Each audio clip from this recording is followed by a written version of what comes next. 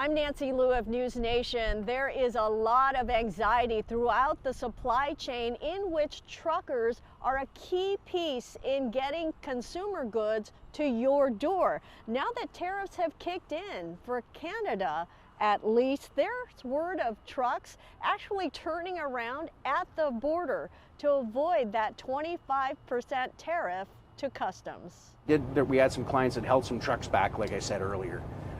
Just that didn't have trucks cross the border, told us to hold off, wait, don't send the customs clearance through. Just that definitely did happen. Does that make you worry that that's going to spread? It does. No matter what, there's a lot of anxiety about what the next day will bring. There's lots of hope that this will be solved quickly between us and our clients. But that hope is only good for so long.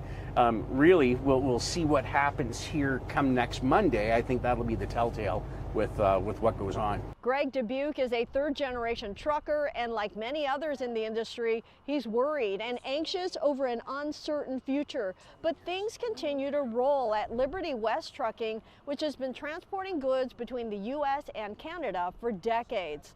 Clothing, produce, and all kinds of items were already on the move before the tariffs kicked in, so companies are beginning to pay up in order to keep business projects and perishable products in the pipeline. There's orders already placed that have to be fulfilled, so for the short term, I think that's what's going to happen.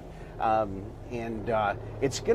in a world with the Amazons and that type of thing where they're going to capture this 25% increase very quickly. It's going to happen once goods cross the border, that tariff is applied, somebody's paying for that. That will be upcharged. Could be in the next 2 days, 3 days, into next week. That'll hit the store shelves. Nearly half of all U.S. imports come from Mexico, Canada, and China. In the short term, unwinding the process would be costlier than paying the new U.S. tariffs. For nearly 3 million American truckers, major concern over the long term. For these trucks to sit idle, it would take a very short period of time before that's a major impact to the bottom line of trucking companies.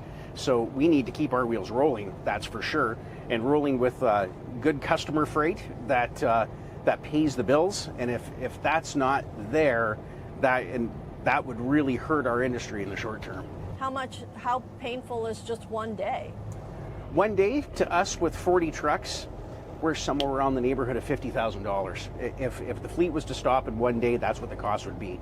You're looking at an average cost of $1,200 a day for a truck. There is major relief over a 1-month exemption for the auto industry, but it's only 1 month in which automakers are expected to plot and plan for more manufacturing within our borders. And that obviously won't happen fast. So the fear is lower demand for trucking those goods after next month. For Liberty West Trucking and many other companies, containers with car parts are crisscrossing into Mexico and Canada multiple times a day.